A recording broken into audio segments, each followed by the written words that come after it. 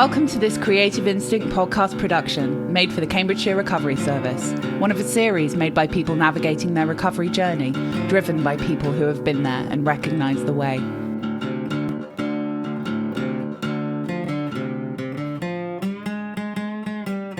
Well, what a year it's been. Next week will be the 13th of June.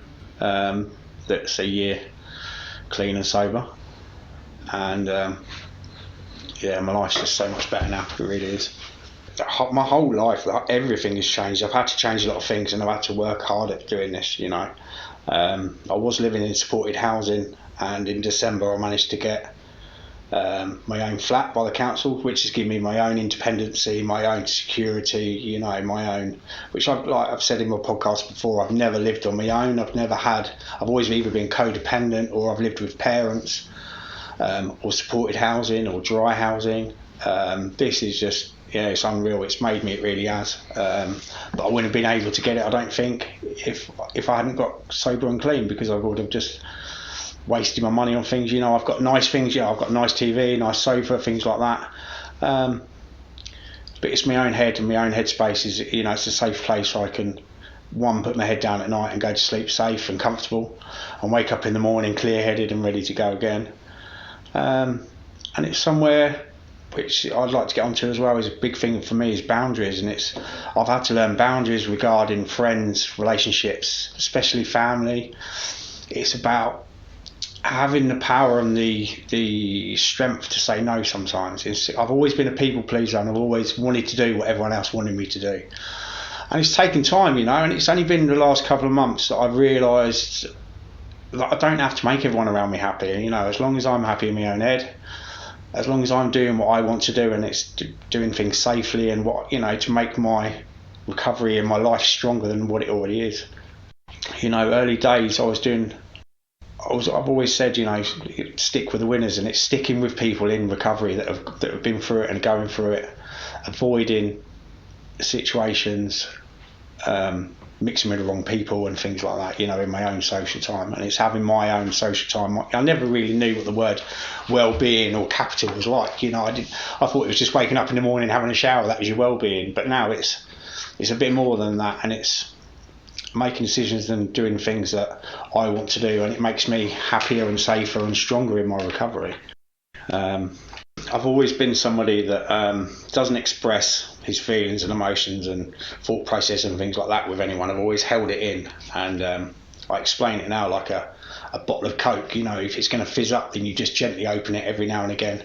Before, I used to just let it spill everywhere, and I'd always run away or fight to deal with that, where now I've learned, and it's taken some hard work to work myself out who I am and stuff, but it's sitting with my own space and accepting things and learning and making stronger. Not every day is perfect. I'm not saying it's gleaming every day, but it's okay to be okay now. I was always looking for that high.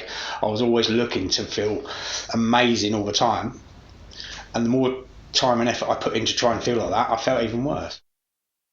Being clean and sober and being happy is things slip into place. Time with children, my children now want to see me. They want to text me every day. They want to video call me. They want to come around and have sleepovers. My children are taking me out now for dinner, saying, "Come on, Dad," and I'm not pushing my Sprite on them, but they're asking me now, "How many days clean are you, Dad?" Because they can see and notice that I'm engaging with them and I'm present. My oldest is 22, bless her, and I've never been there for her physically, and it's nice for them to want that. I'm making relationships, like I said, with my children, seeing them a couple of times a week, talking to them every day, going out for dinners. They're staying for the weekend. In sobriety in January, I had my first grandchild, which was an amazing experience, and it still is.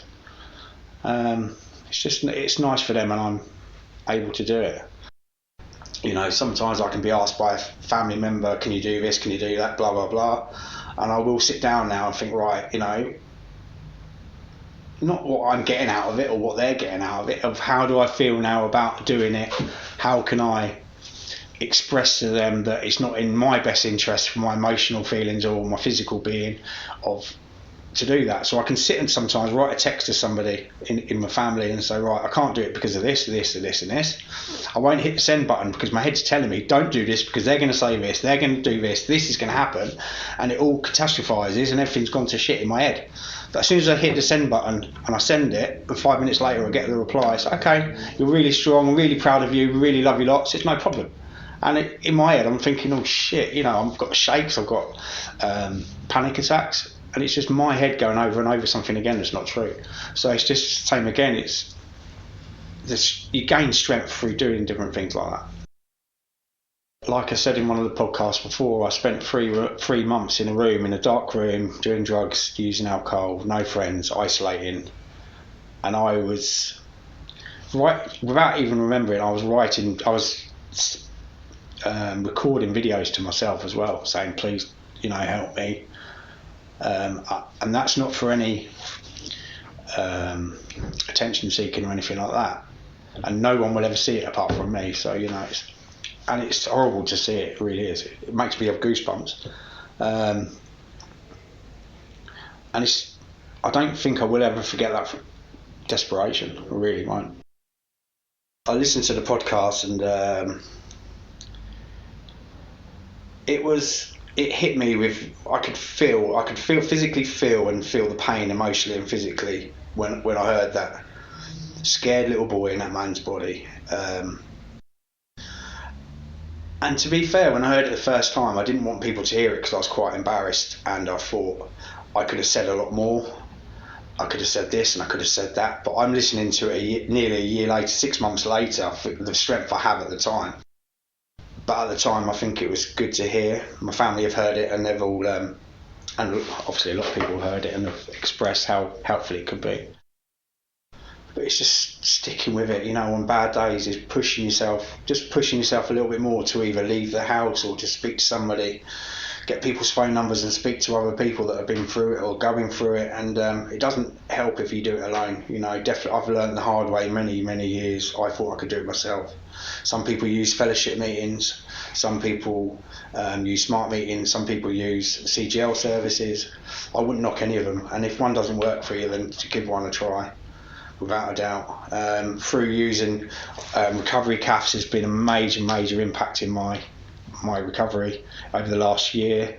I was doing a free flows on a Monday and a Friday during a week, and it's mixing with people that have been through it and are going through it. And it's just socialising, it's getting me out of my own head. Sitting at home, my head will tell me whatever it wants to tell me. A lot of times lies, and I have to double ask it, But even doing things like this, last year, I think it was August, I'd been out of detox for a few weeks, and I started doing this Finding Your Wild with CRS. It was a 6 weeks, Wednesday afternoon, 2 hours at Hinchwood Park, in the woods, making campfires. We were knitting, we were making key rings, we were making power band bracelets. People might think it's funny doing stuff like that, but it was 8 of us that sat around a log fire, telling each other our own stories, learning new hobbies, which I'm going to get onto. I was guided and shown how to make a wooden spoon, and now that's one of my hobbies that I spend quite a few hours a week doing at home in my own space. And it's nice to show people, how it's done and how I've got clean, and it's been part of my journey, really. I'm not scared of my own thoughts anymore. I can easily tell them either to fuck off for now and put it back in the distance, and I can deal with it at an appropriate time. Recently, because I'm nearly a year clean and stuff, I'm still dealing with the hassle and the washing machine head, the tumble dryer head, the things that try and ambush me all the time, and nothing catches me on guard anymore. I can sit there and think about it and process it in a way. And me personally, I've just managed to get hold of a counselling company in Cambridge that I'm going to start addressing things like that as well. Now I'm clean and sober and I'm well, I can start putting things into order in my own head, and instead of running away from them, I can deal with them now. Feeling proud of myself is something that I've never experienced, and since I went for a CGL position to be a volunteer to help and to help at CAFs and things like that, and to be involved in with people's recovery. Not knowing that I really have found my true ambition really is to shadow a recovery coordinator and be a coordinator myself. I'm actually shadowing the lady that's helped me the last few years, and learning the way of how to help people. You know, I'm not here to fix everybody, I can't help everybody, but I can here guide and support people that are going through the same thing that I have. And it's nice for me to share my experience sometimes with people, to say, you know, sometimes this works, sometimes that doesn't work. Yes, I have, same as anything, my addiction has taken over, and I've done way too many hours and things like that. So I have been, my supervisor has pulled me back and said, you know, you still need to look after yourself, Phil. You still need to be in control of yourself and don't get carried away with everything, you know. So, but I'm thoroughly enjoying it. I'm facilitating pre-detox group and some other groups, and I've got a couple of clients that I'm helping along the way. And it's just nice to just help and support and be there and hold their hand and guide them along, really.